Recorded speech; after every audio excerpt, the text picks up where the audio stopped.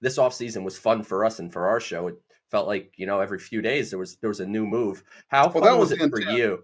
That was the intent the I whole year, figured. was to make It's sure good that for the show. we kept Yeah. something in the hopper. I figured as such.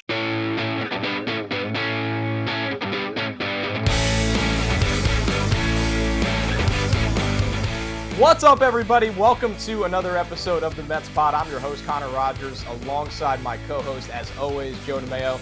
And we have a very, very special guest in Mets manager Buch Showalter. Buck, how are you, man? We are so excited to talk to you today. Good, fellas. Just got back from my eye appointment down here in St. Lucie. You can tell my eyes are deleted. So I'm not, bloodshot or anything. Don't start worrying about it. Yeah, you're playing hurt today, Buck, and we appreciate that about you coming That's on all the right. podcast. I don't have to play.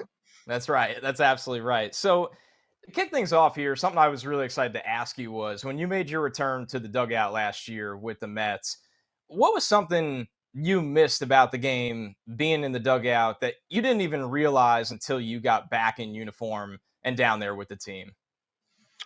I don't know about didn't realize. I think the thing that you miss is being part of a team, being part of a group of people and a group of fans and an organization that everybody's trying to get to that that promised land, so to speak, where everybody's pulling on the same rope. And I talk all the time about not having an agenda and not there should be nothing that makes you pick a side. And I think I'm just that singleness of purpose that every day you wake up knowing there's people depending on you, whether you're a clubhouse guy or a parking attendant or the manager of the team. Everybody's got a job to do to deliver. And so I think you missed that, but you knew that part of it. Some of the other stuff, some of it you don't miss. The old expression, hangovers hurt more than they used to. Well, road trips hurt more than they used to. But thank God I've never been hungover, but I have had a tough road trip here or there. There are a lot of new rules, obviously, coming to MLB this year. On the surface, which one do you think will have the biggest impact in 2023? I think probably the clock. Anytime you ask somebody, professional athletes at every sport make more mistakes when you make them play at a pace they're not comfortable with. But that's what you try to do in football and basketball, hockey. When you can speed the game up in baseball. So with that being said, we're going to speed the game up. And I'm not sure a family of four really look at time of game as a deciding factor about coming or not coming to the game. But people at home, let's face it, a lot of it's driven by TV. And, it's a way to make our game better, I hope. Could you imagine watching a football game or without replay? Could you imagine even baseball now? It's hard for a manager to get thrown out of a game anymore. So I think the pace of the game, I don't think the pitchers are going to have that much of a problem. I think the hitters are going to have a struggle. I do. And the umpires will be the bad guys for a couple of weeks before everybody figures out they're just enforcing the rules. And I think those that can get ahead of it in the spring, which we're trying to do, and we'll have some advantage. But it's just another challenge there that should make our game better. I don't know if it's so much the time of game, it's the pace and the tempo at which it's played at.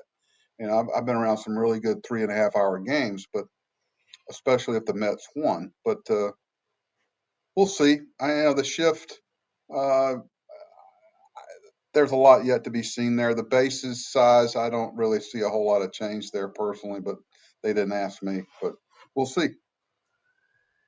What do you guys think? I'm with you on the pitch clock, and I think, or whatever they're going to technically call it, I would lean that for sure. And I actually do agree with you, too, that the hitters are going to have to definitely adjust more so than maybe the pitchers will. Yeah, I don't think Mary and Joe and the kids decide whether or not they're going to game by what Jeff McNeil's walk-up song is. Okay? Right. Hey, let's go out there. I think it's more of so if that gets cut out, I don't know what they're going to do with the timing and everything, but I don't know. I think the hitter from the on-deck circle, there's not going to be as much of a drama. I personally would have had the pitch clock until the 8th or 9th inning. I think I would have cut it off after that.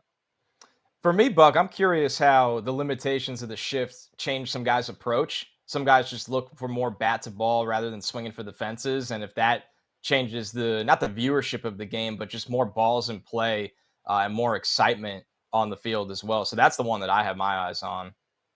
Well, we were a team that I thought was pretty entertaining to watch from the standpoint we didn't have a whole Absolutely. lot of strikeout guys. It's yet to be seen whether it's going to hurt or help Jeff McNeil, for instance, because Jeff was like Tom Brady. I've said it before. He'd come to the line of scrimmage and survey the defense, then deliver the ball where nobody was playing. And now, I used to sit in the dugout and watch some of these teams how they would play Jeff, and I would just go, "Watch this, watch this." He's so he's a guy I would always play straight up. Of course, I don't know what they're going to do. Someone will try to reinvent the wheel and do something different. And I do know with new rules, everybody tries to take them to a different level and kind of push the envelope. So we'll see what develops. But um, what I found from being on the competition committee, that we think these things are just something they threw out there, but they've been practicing and looking at this for 2, 3, 4 years. It's just like the potential of a robotic strike zone. That's not something they're just going to throw in there. There's going to be 3 or 4 years of study behind it. So understand that these aren't things they're just pulling out of the ceiling. So something, Buck, we've kept our eyes on as fans is the World Baseball Classic, looking at the different rosters. And it's amazing how many Mets are playing in the World Baseball Classic on how many different teams. And as exciting as all that is, we're more curious in spring training, the opportunities that opens for the younger guys like a Francisco Alvarez. I mean, Alvarez should get the chance to be behind the plate for guys like Verlander, Scherzer, even a guy in Senga that we haven't seen in this country yet pitch in the major league level. With all that being said, what are you looking for from Alvarez with that much more opportunity for him in the spring with the Mets? Well, he would have gotten that regardless if there was WBC. Okay, and so would Beatty, and so would Vientos, and I'm excited that we have Ramirez here. We got a couple of pitchers that I'm anxious to see, but I think at last count we have 17 players leaving. Now, 5 of those are from the minor leagues that aren't in big league camp. We got 12 from this club that are connected with it. And I think there's a couple other clubs that have as many, if not more. But, it's good for the game, I'm told. And that's what, it's fine. But I'm just looking at selfishly what's best for the Mets. And it'll place a challenge on it, but we'll get it done. And it's not like, I don't know if some teams that have only 3 or 4 going have an advantage or not. You guys can answer that a couple of months into the season.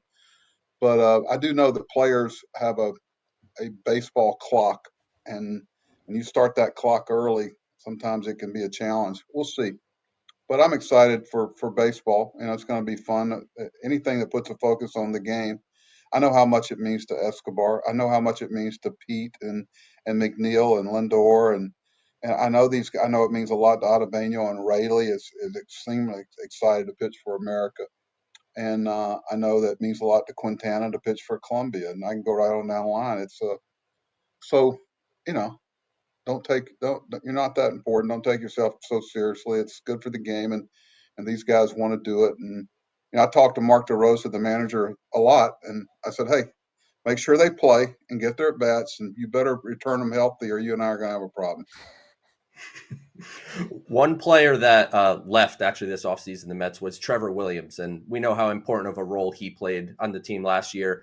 And you seemingly have a plethora of options to fill kind of the role that Williams did, like a swing starter, long guy, can do kind of everything. How do you balance looking at guys like Peterson, McGill, Lucchesi, and even Eliezer Hernandez as starting pitching depth versus possible replacements for the Williams type role? It's kind of like a Wikipedia page. You look at the whole picture. You look at their history. You look at their background. You could throw T.J. McFarland in there, Tommy Hunter.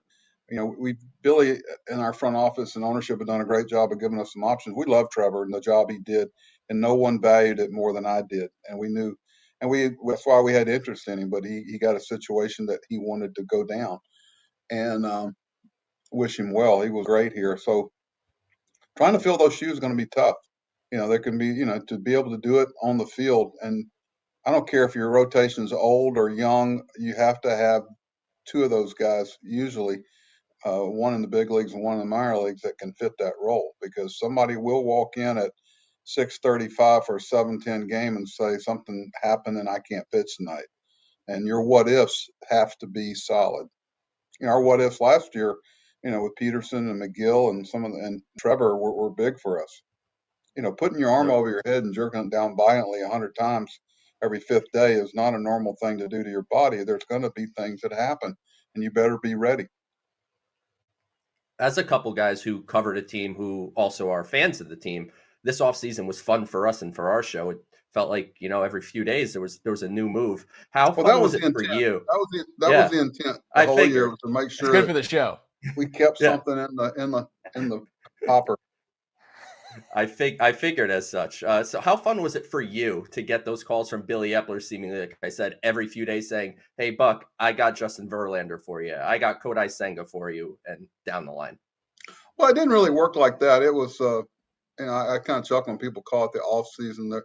I'm waiting for spring to start so I can get a little downtime, so to speak.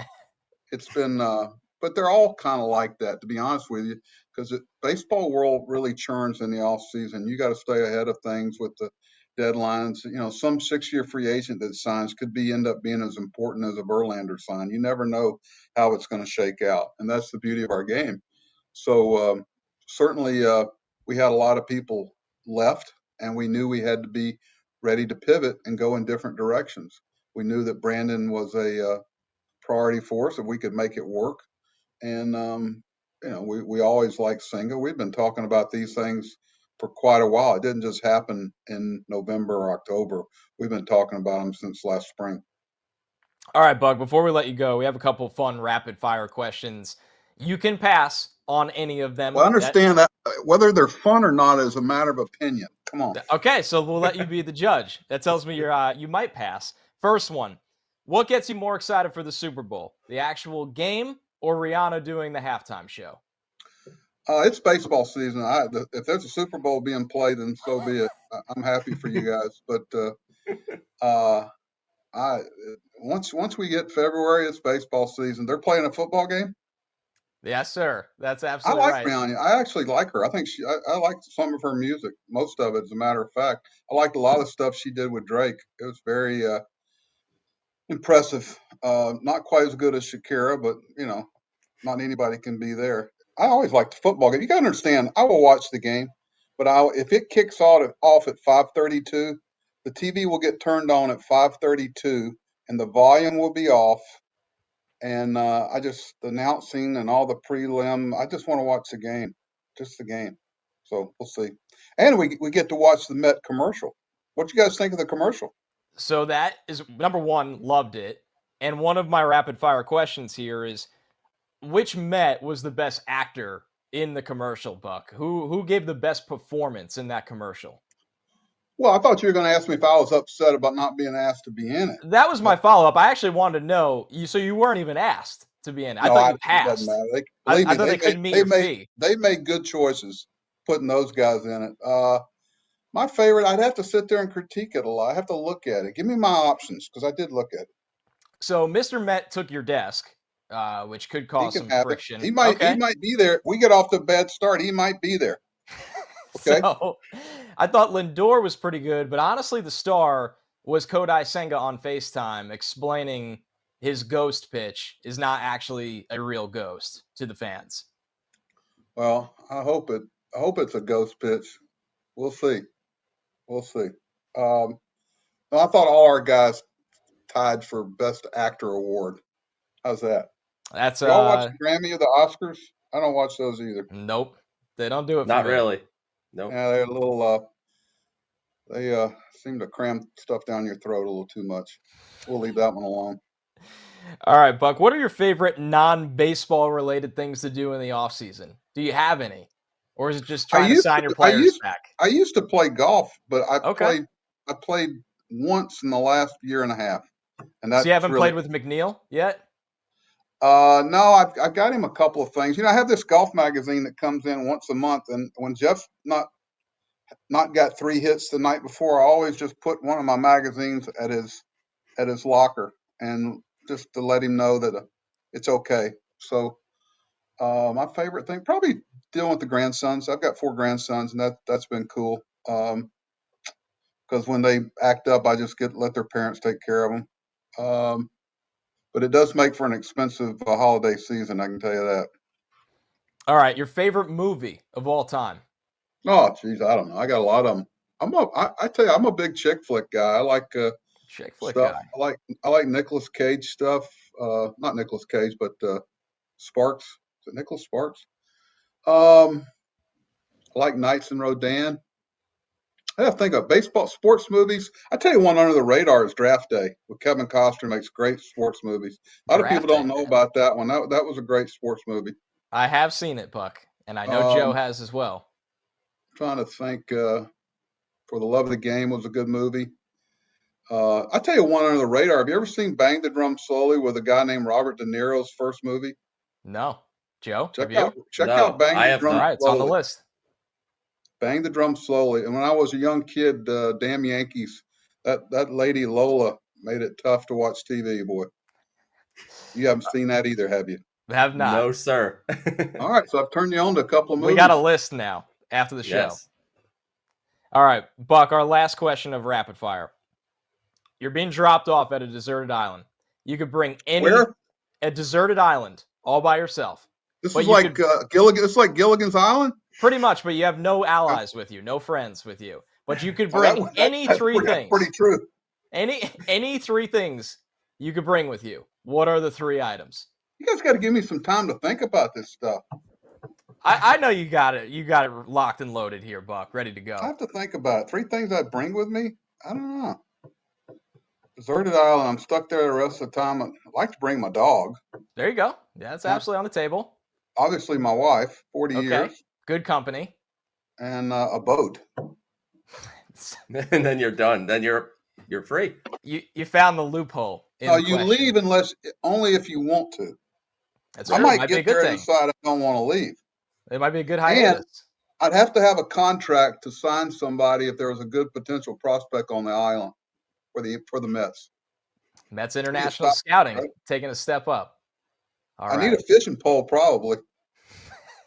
We got 5 items, but we'll let it go. Buck Showalter, we can't thank you enough for your time. We've been so excited to have you on this show. Thanks, Best guys. of luck this season, and it was just great talking to you. I appreciate it. I appreciate the questions. That's fun. Thank you, Buck. Okay, Thanks, y'all Buck. take care. Great stuff from Mets manager Buck Showalter. Joe, I know you and I have hoped to have him on our show for a long time, basically since he was hired, because his post games there's always insightful answers. It's not the same old every single time. Buck really thinks about the questions you ask him and always has such a unique view. So obviously that was a ton of fun. What was the most interesting baseball thing that stood out to you though in that entire interview, Joe?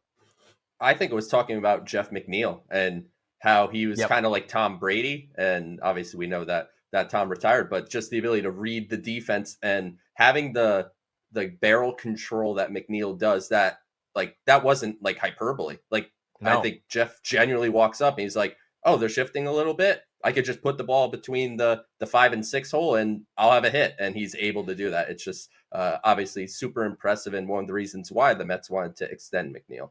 It's that golfer mentality, in mid-range, right, with his irons. That's what I think of when Jeff, the different scenarios that he's put in really translate to his at-bats. And it was just fascinating.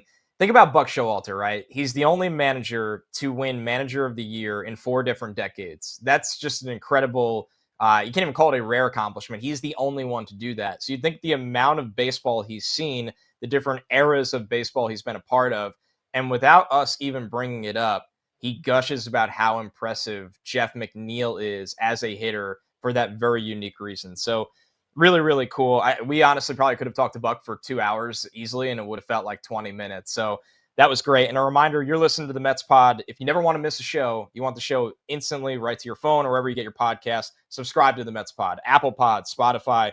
You can watch on SNY's YouTube or wherever you get your shows. Joe, there's no way we were doing an episode, even the one that Buck Showalter comes on, without getting to the mailbag.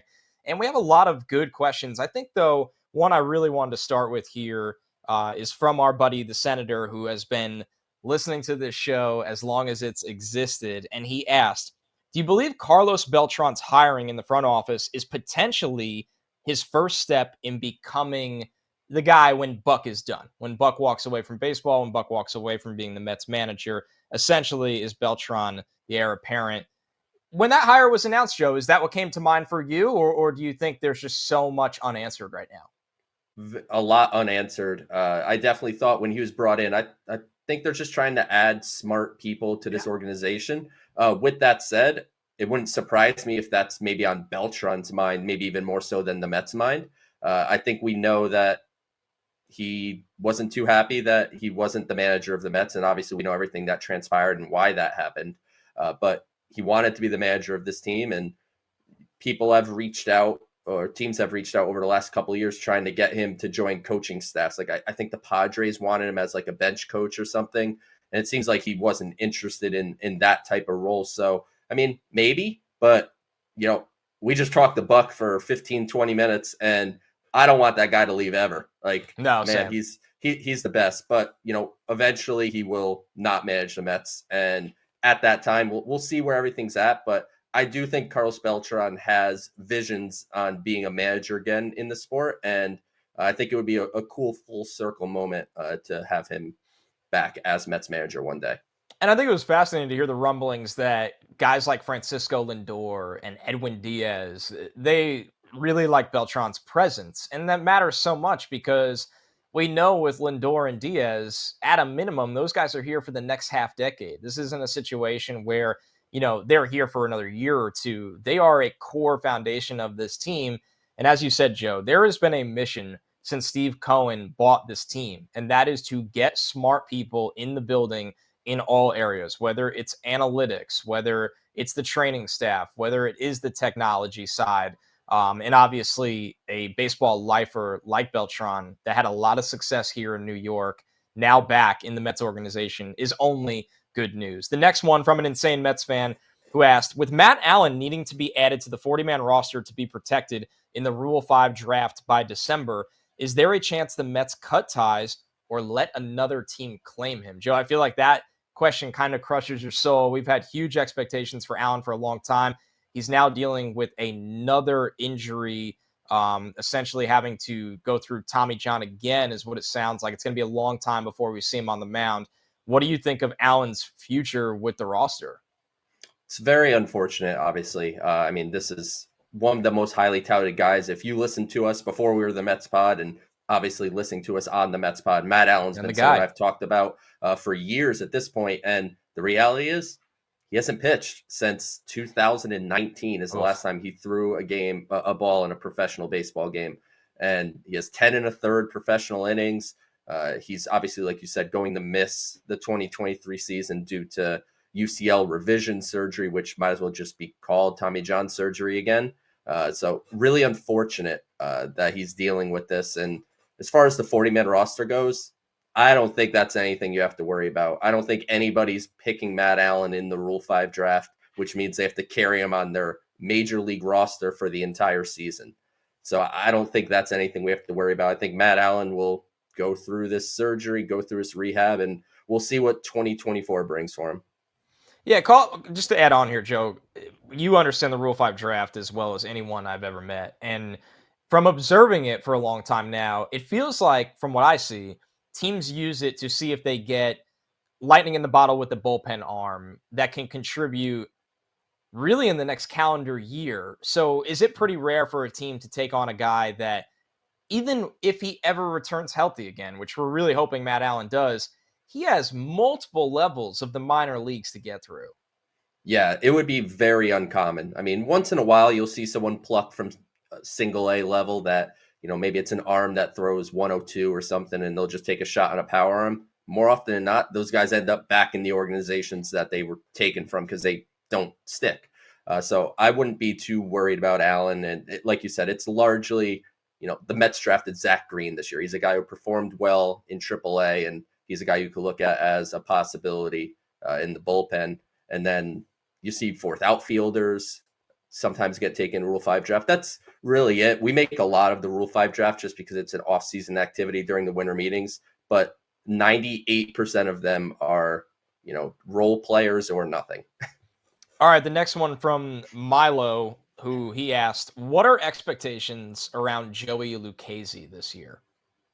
It's interesting. I asked Buck obviously about the long relief option, and we know he went on the tangent that he did about Trevor and everything. But to me, Joey Lucchesi is the one of that group that I mentioned, where you have Peterson, McGill, Eliezer Hernandez, and Lucchesi. I think Lucchesi is one that stands out as a guy that I'd like to see in the bullpen as that long reliever, swing man, guy that can start on a moment's notice and give you 4-5 innings. I think Lucchesi fits that role best, whereas you could put Peterson and McGill in the AAA rotation because I think they should stay stretched out entirely. So if a Verlander misses time or Scherzer misses time again, or Senga, anyone in the rotation, then you'll have the ability to bring someone up that's fully stretched out and ready to be a starter for an extended period of time. Our next one comes from Rational-ish New York sports fan. He said, I need to get my girlfriend a Mets jersey. Who should I get for her? She's on transition to becoming a baseball fan. Joe, we always have fun with this one. We discuss jerseys and all different kinds of things, sports memorabilia, and this is always a fun one. People, whether they're asking for their kid's first jersey, a girlfriend's first jersey. The Mets right now, more so than ever, this is a difficult question, right? You have so many guys locked up that you don't have to worry about the jersey rule, and we don't think they're going to be traded. Lindor is going to be here for a long time, one of the faces of the team. You have Jeff McNeil's been extended. We both think Pete Alonso is going to be extended. Brandon Nimmo is going to be here for another almost 10 years. There are so many different players on this team, or you can go more risky and go with a prospect, which is definitely the most risky route. I wouldn't recommend that one here. Joe, if you had to pick one or suggest one here, I think I know which way you're going. Another guy under contract, but I won't give it away. I actually think the answer is Francisco Lindor. Okay. I thought you were going to say Edwin Diaz. Yeah, I thought you were going to sneak in it. Because Diaz is fun. Diaz, you have the music, the entrance. He's here for a while. I'm trying to be one of the select. Trying to be rational, like Rational-ish New York sports fan. At least it's rational-ish. Like that's at least being fair to yourself. But I actually think Lindor is a good answer for this. Fun. He's kind of got that swag. He plays. He's got the hair. Like I think he's just someone that if you're just turning on the Mets, you don't know baseball, you don't know anyone. I think Lindor is one of the players that would kind of stick out like a sore thumb and bring some interest. So I'd go Lindor. I'm with you as well. Lindor right now, I think, is the best starter jersey, whether you're buying a jersey for a kid, for a family member, whoever it is. So I'll make this harder.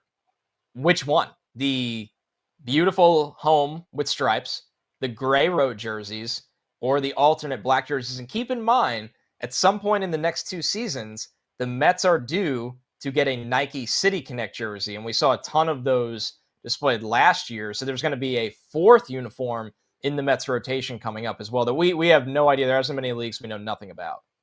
I don't even want to see what the City Connect You're nervous. Are. I think they've been extremely hitter. I actually think some of them have been awesome hits, but they've also had, you're worried about the miss. Like the bottomed out, like this is the ugliest thing I've ever seen. Yes, 100%. But if we're picking from just the core jerseys that we have right now, I think you just go white pinstripes. That's what I actually have a Lindor white pinstripe. So that's what I would go with. Yeah, it's a classic. I think the road grays are underrated. You don't see a ton of them in the stands. Obviously, the alternate black uniforms have been a hit, especially for Friday nights when they wear them. I have one with no name on it, but there's nothing like the home white jerseys with the stripes. It's an absolute classic, and you're right. I'm actually a little nervous when the City Connect ones arrive. Are you? I know people have been hoping for an orange alternate. Are you anti-orange?